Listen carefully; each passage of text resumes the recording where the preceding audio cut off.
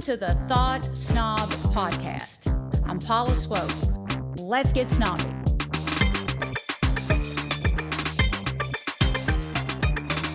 Today's episode is about what really happens when we allow people to waste our time and disrespect us.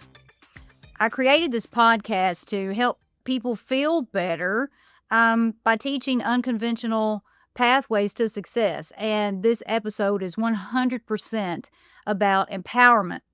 I want to give you the ammunition you need to stop allowing people to treat you like you're less important than they are.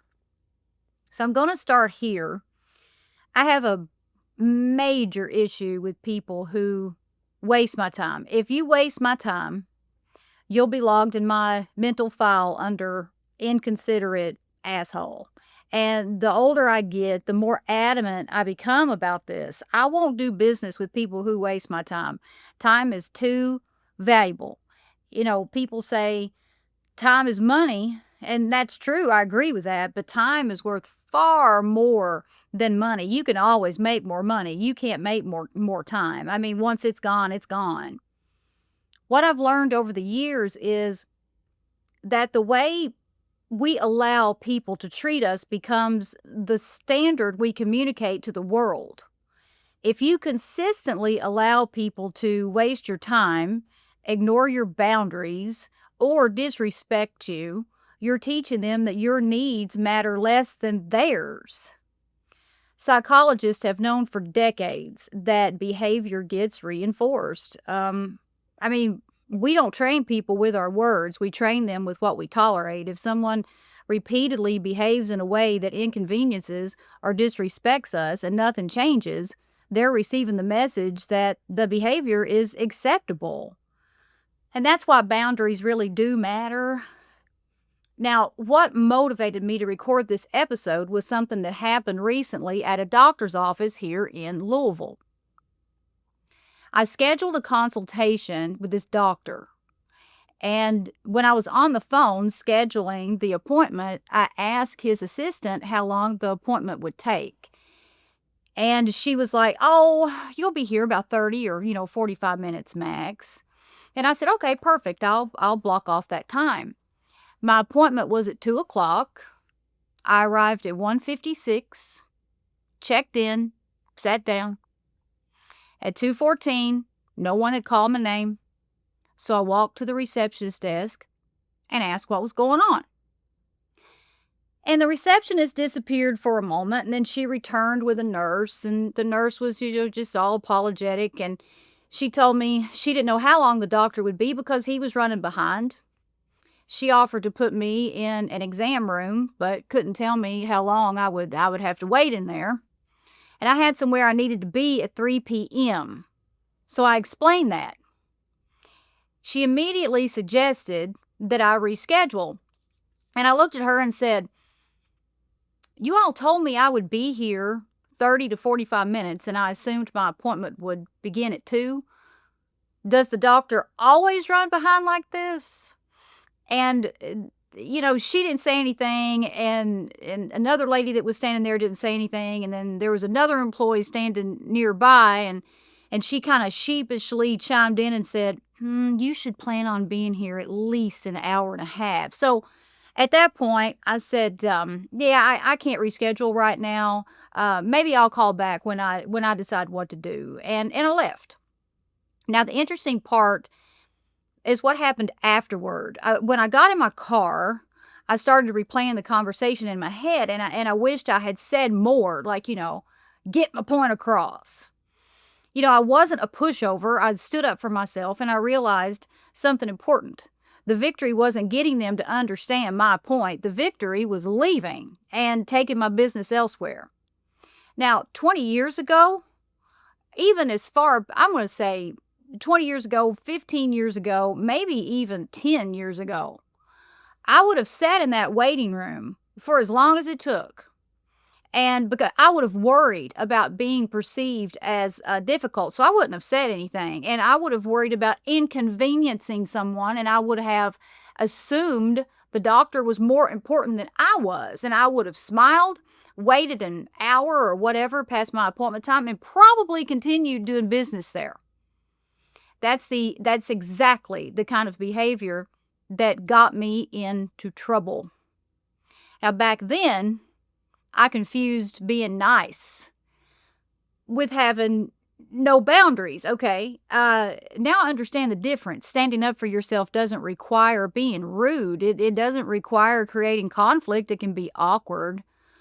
But sometimes it simply means just leaving. And sometimes it means saying, this doesn't work for me. Sometimes it means refusing to participate. Now, how people handle time tells you a lot about how they operate. Time is one resource none of us can earn back.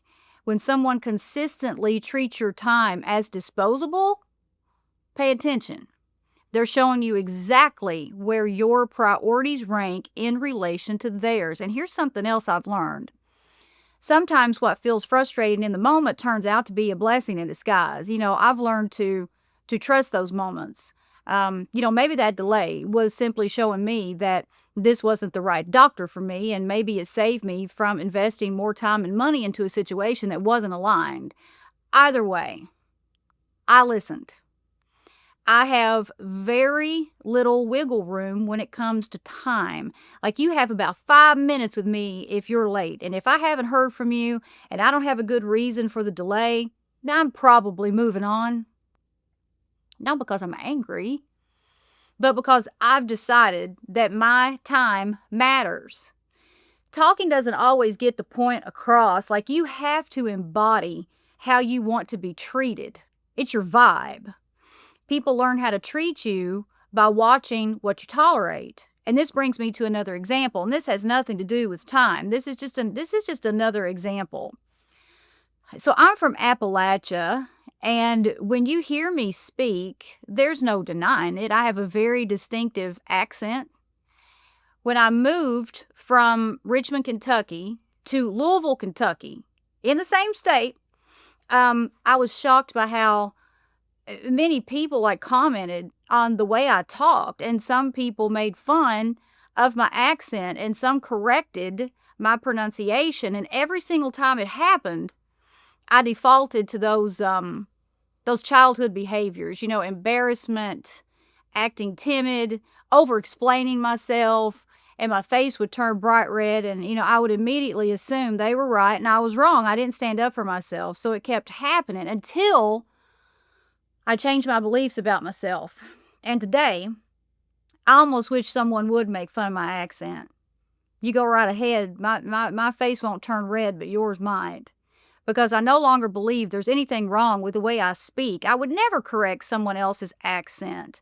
I would never assume my way of speaking is superior to theirs. Many people assume that a country accent is associated with stupidity, and anyone who makes that kind of assumption is the one who's stupid. But when I lacked confidence, I automatically assumed other people were more important than I was, smarter than me. I was wrong and they were right. Now, that's the real lesson, like being confident and valuing your self-worth. That's what this episode is really about. It's not about time or how people perceive my accent. Time just happens to be my trigger. Your trigger may be something completely different. Maybe your trigger is being talked down to, or maybe it's being excluded or criticized, or maybe it's someone constantly crossing your boundaries. The principle is the same. Whatever behavior you repeatedly tolerate becomes the behavior people expect to get away with. And self-respect isn't a feeling, it's a behavior, and you build it every time you protect your own interest. You build it every time you honor your own boundaries. You build it every time you choose yourself instead of shrinking to make someone else comfortable. So here's what I want you to take away from this episode. I want you to identify your non-negotiables and keep the list manageable. Start with 2 or 3.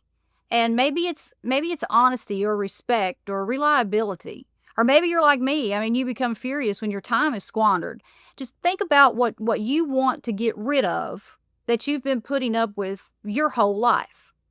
Then decide in advance what you'll do when someone crosses that line. And you can predict it. And then prepare your response. Practice it, memorize it if you have to. And that way, nobody catches you off guard.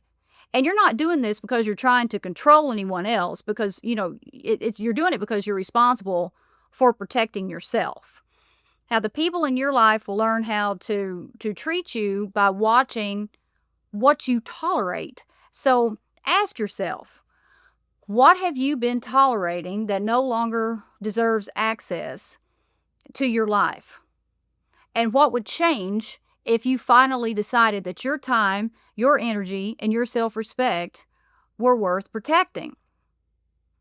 So as you work through this, please drop your questions in the comments or share your experiences. This is life-changing stuff here.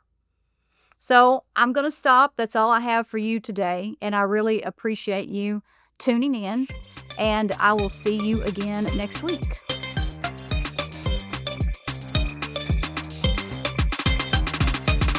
The Thought Snob Podcast with Paula Swope has been brought to you by Thought Snob Media in association with Special Purpose Studios. All production, mixing, and sound engineering by me, Will Swope. We hope you've enjoyed this podcast. Please take a few seconds to give us 5 stars and leave a review. See you on the next Thought Snob Podcast with Paula Swope.